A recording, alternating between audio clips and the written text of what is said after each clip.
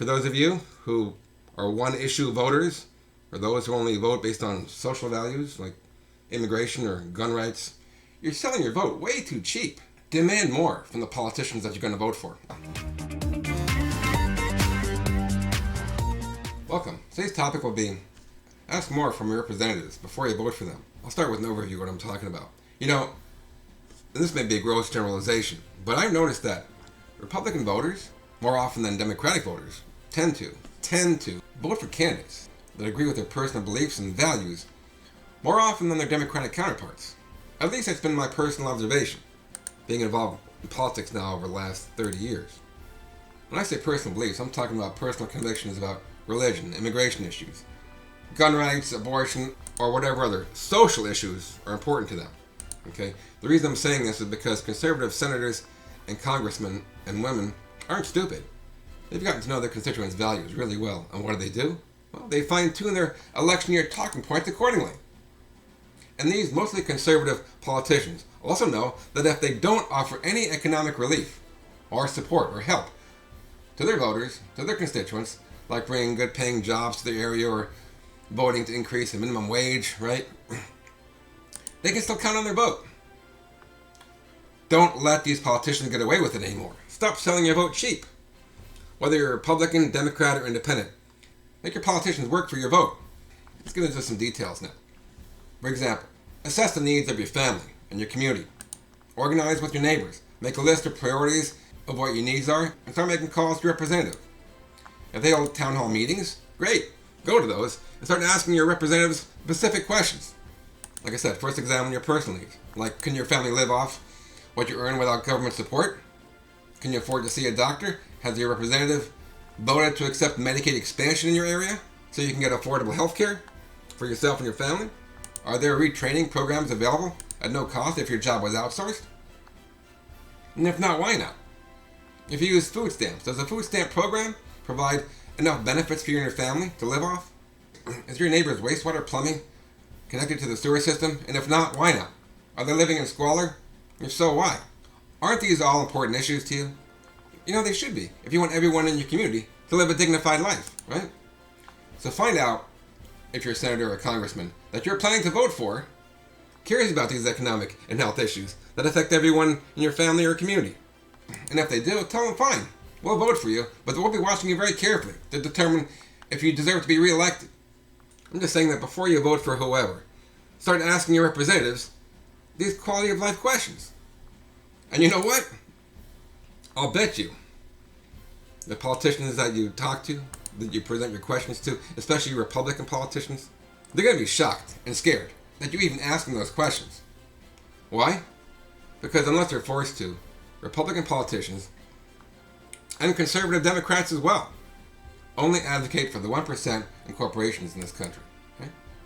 You only have the progressive Democrats advocating for everyone else, which is about 20% or maybe 30% of the Democratic Party. And if you're not wealthy or a corporation, well then, these politicians really don't care much about you or your family or how much your community suffers financially. Period. Okay? I'll give you an example. Have a look at this picture. The people of Kentucky just voted for Mitch Mcconnell again. Now why? Why did they do that? Has he ever done anything to help the average Kentuckian? No. In fact, he lets them suffer year after year, living in squalor. This year is a perfect example. Mitch was voted in for the 7th time by the people of Kentucky. What did he do for them? When the president asked for an increase in stimulus checks from $600 to $2,000, Mitch would not bring it up for a vote.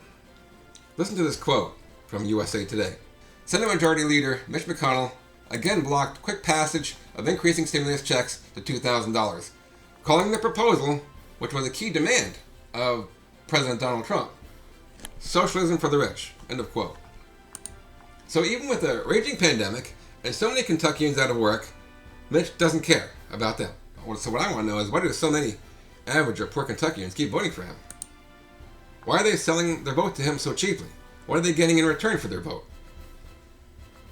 Look, most Republican voters can't name one positive thing the Republican Party in the last 40 years has done to benefit working Americans in tangible economic terms.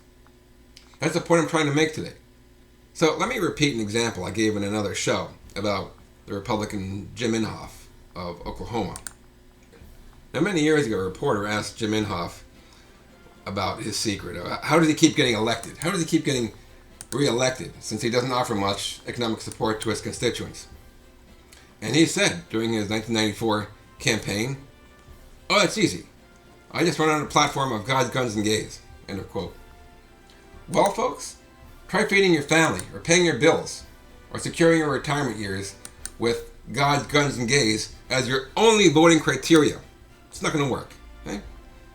Now have a look at this infographic on Kentuckians who are food insecure. Okay?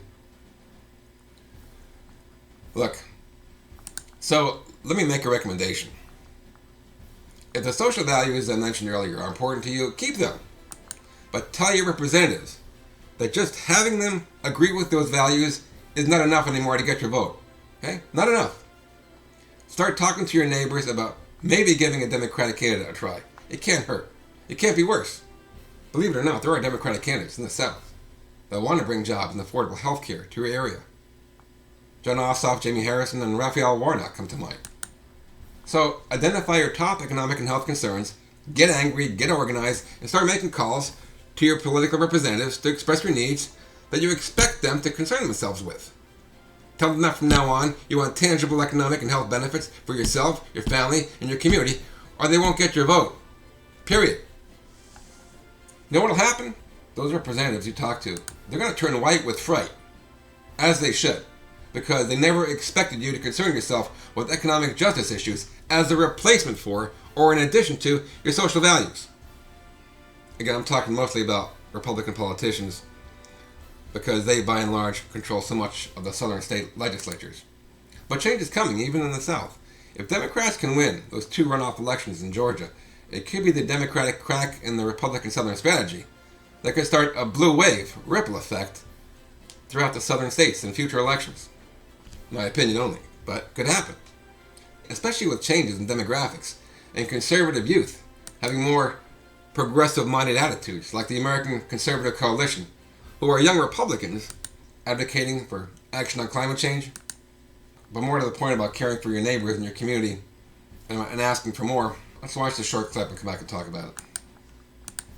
My report demonstrates that growing inequality and widespread poverty, which afflicts almost 1 child out of every 5, has deeply negative implications for the enjoyment of civil and political rights. The country he's talking about might not be what you'd expect. It's the United States of America, and his criticism made to the United Nations Council on Human Rights goes much, much further. The United States has the highest income inequality in the Western world, and this can only be made worse by the massive new tax cuts overwhelmingly benefiting the wealthy. How did you conceive of the idea to come to the United States? The United States has long opposed the notion that there is any such thing as social human rights. The United States has for decades now stood up and said, no, there's no right to food.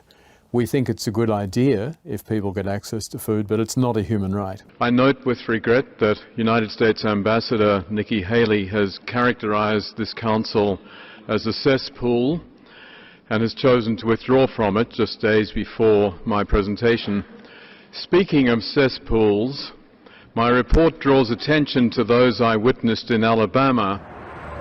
As part of his poverty tour, Alston visited Lowndes County, where the Halcombs live just yards away from their town's wastewater lagoon. The irony is, their entire African-American neighborhood isn't connected to the sewer system the lagoon serves. So, isn't that disgusting and shameful for a first world country that keeps telling its people that we're the greatest country on earth? What you just saw is health and economic injustice on steroids, in addition to pure racism. Now that is a perfect situation of showing how important it is not just think of your own values, think of your neighbor's values and the values and needs of your community. Because someday, you know what? You may be the one needing help, and there might be no one to help you. That's how karma works. And also never forget that you're the government. You have the power of the vote to elect politicians that can make a real impact on the needs of your family and your community. So, in an election year, after you examine their history of public service, and determining their ethics. Vote for politicians who have a proven record of working on behalf of the 99% of Americans, not for corporations, the 1%, or even themselves, which happened in the Ron Johnson case that David Dole was talking about. Like I said on previous shows, you can get a politician's voting history to see what side they're on at politics.work.com.